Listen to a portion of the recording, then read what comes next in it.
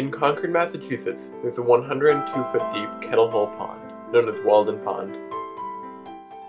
The pond was formed 12,000 years ago by glaciers, and is now part of a protected 462-acre park.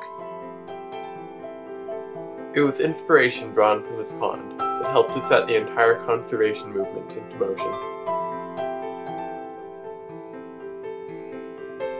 From July 1845 to September 1847, a man named Henry David Thoreau spent 2 years, 2 months, and 2 days in a cabin that he built beside the pond. Thoreau's stay at Walden helped to set the conservation movement into motion. Thoreau was born July 12, 1817 in Concord. He graduated from Harvard University in 1837 with a liberal arts degree. He was a civil rights activist, philosopher, scientist, naturalist, and, most pertinent to his time spent at Walden, an author and conservationist. Walden Pond inspired Thoreau to write his influential book, Walden, Life in the Woods.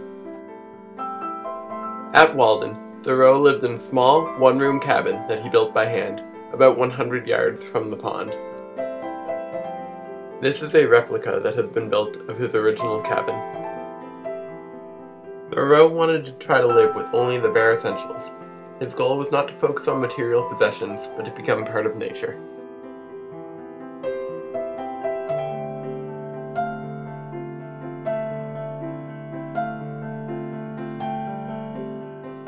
This is Thoreau's cabin site.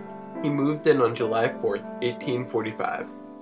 He purposefully chose the 4th of July to celebrate his own independence. The cabin site was rediscovered in November 1945 by an amateur historian and archaeologist.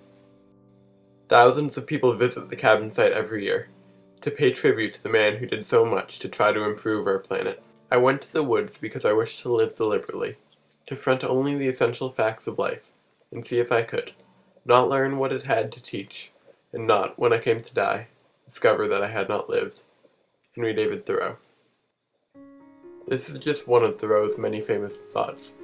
This sign can be found at his house site at Walden Pond. As you look around the house site, much of the vegetation resembles what Thoreau saw. Above his site are some original white pine stumps that are still there. Thoreau planted several hundred white pines as part of his attempts to conserve and to grow the forest. When Thoreau left the cabin in 1847, he had completed the first draft of Walden. From there on, he continued to be a champion for conservation causes. Thanks in part to Thoreau, Walden Pond is now a protected state reservation. Now nearly 600,000 people visit the pond a year, to hike the trails, enjoy the beaches, and to canoe and swim in the waters. Thoreau was way ahead of his time in the way that he thought about the world.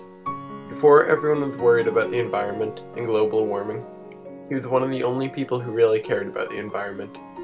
He realized that natural resources are not limitless and will run out someday, unless people try to conserve them.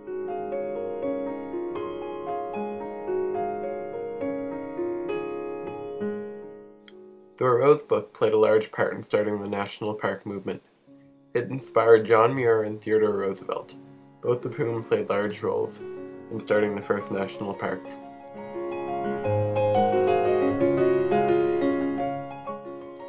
Walden Pond did not become a preserved state reservation overnight. Starting in the late 1800s, efforts began to make it into a public park.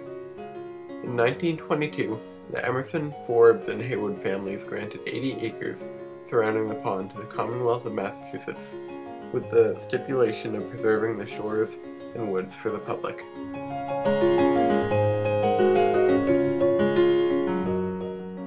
Henry David Thoreau was someone who was ahead of his time.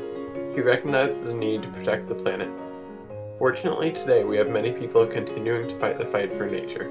We see this in things like music, the arts, and schools. Henry David Thoreau said, "I think that each town should have a park, a common possession forever, for instruction and recreation. Walden Pond is one of ours."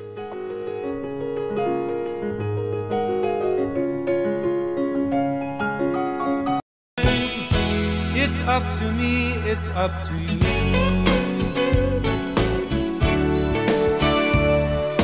Amazon is calling, help this planet Earth. with voices from the jungle, Help this planet Earth. hear the trees